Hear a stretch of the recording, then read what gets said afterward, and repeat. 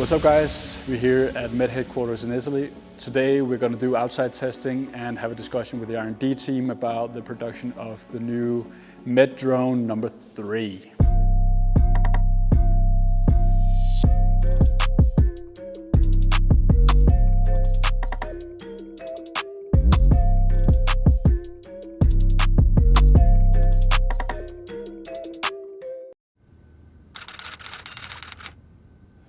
Well, here at Med R&D, we have the approach of the virtual modeling, as we had occasion to talk about the process to validate the structure, so the mechanical part, and to reach the mandatory certification, so the safety, the proven safety of the product. We start from sketches. From that point, we go straight on into virtual modeling, so 3D modeling using the CAD system.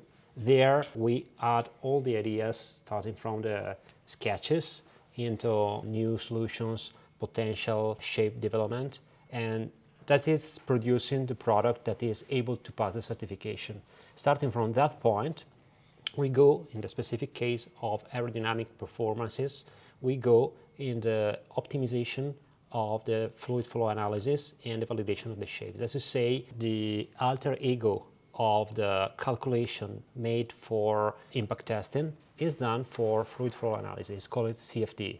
The CFD allows to predict the drag of a product, so we can really put into the model the helmet, the athlete, so ideally we can put a scan of you, your bike, and making a calculation of different shapes of the product to understand which is the best trend in terms of aerodynamic performances. First of all, what is CFD? CFD is computational fluid dynamics and allow us to predict the aerodynamic performance of objects by measuring their drag, and also give us the possibility to visualize the airstream to understand the physics behind the phenomena. So it allows us to see what cannot be seen in a wind tunnel and better understand where to change geometry to reduce the drag, basically. So if you have CFD, why do you need a wind tunnel? Because CFD is numerical and it's not real life. Moreover, each athlete has a different position. They are moving, so we need then the real life testing in the velodrome or in the wind tunnel to validate the model and to understand if what we are simulating is correct. You had a really good product with the drone number 2. Still to this day, one of the best helmets on the market. How did you use the CFD analysis to create drone number 3? Yeah, basically starting from a product that is an A-level one, we started testing a lot of different geometries to understand in which way we could have improved that version. You can see here some of the options we tested. The main breakthrough was the addition of a flap in front of the helmet. And that allowed us to induce an outwash effect. Basically, we moved the air away from the arms. What they did in Formula 1 a couple of years ago, moving the air away from the front wheels to reduce the drag, and we replicated the same, let's say, physics with addition of a flap in front of the visor. So basically, we combined the white body geometry that characterized the drone number 2. So instead of only covering the collarbone, now we are able to shield the arms, and this feature allowed us to reduce the drag with a considerable amount. We tested in velodrome and the wind tunnel, and we saw a reduction in terms of what that is not negligible. Mm-hmm. That's the main feature of this helmet. Wow, that's actually really cool to see that, because basically I'm testing the product, I'm using the product, yeah. I don't see that stuff. Well, after that, we go straight on creating prototypes that can be 3D printed protos or hybrid protos coming from a mix of existing parts and 3D printed parts. This is allowing to start the last important stage of the product development, that is the real life testing. As you experience it, we do wind tunnel testing, or we do as well velodrome testing, or even road cycling testing in case the proto is more at an advanced level. This is allowing to validate the geometry, shaping, and the CFD data, and finalize the product to start tooling and then having the real product on hand.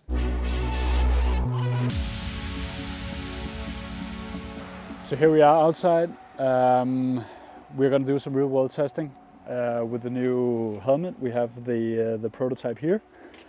And then we're going to mount an aero sensor and then see if we can find some trends in aerodynamics with real live winds and all that stuff, while also giving some feedback on how the helmet actually feels riding outside. So the next many hours I'm just going to do tons of runs with the Drone 2 and the Drone 3, and then we compare the data from all the runs, and then we can see trends. Like, you can't see direct numbers like being in a wind tunnel, but you can see trends over time, over runs, and then you can compare the trends. And the advantage of this stuff is the fact that we can see like how the helmet actually performs in real life. So obviously there's a huge difference in riding in the wind tunnel, where the wind comes from either 0 or 6 degrees, while here we have wind gusts, we have all kinds of stuff, road, you have to navigate as well, you have all kinds of stuff impacting the actual feel and the performance of the helmet. So that's really important also for future developments in understanding how the helmet actually performs on the head in real life situations.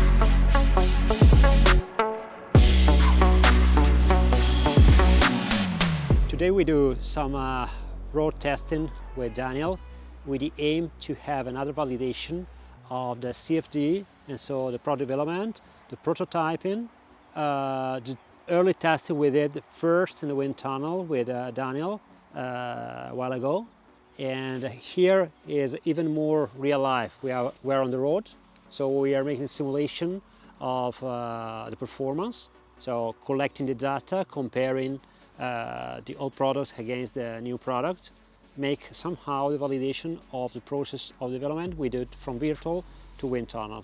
That's the target for today.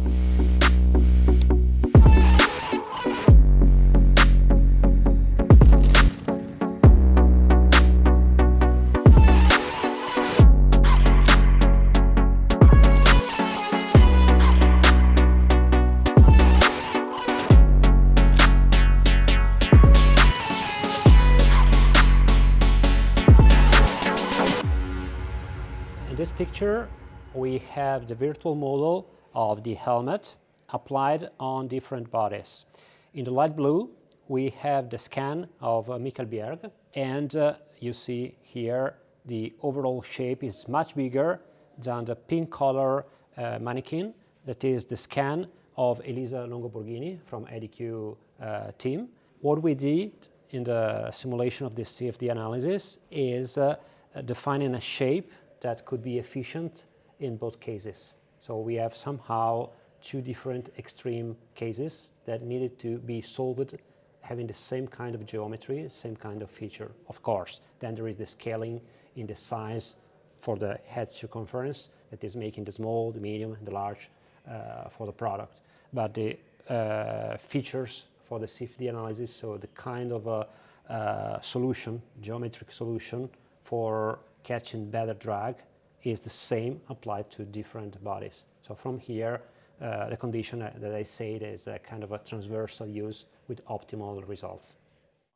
What's up, guys? It's been a long day of testing, a long day of working. It's been a killer day though. We've got a whole bunch of runs in, way more than I hoped for, and the guys at Med were really happy and surprised with the feedback. So I think we've come really far with the new helmet. I'm really excited to race with the helmet. I'm really excited to use it again.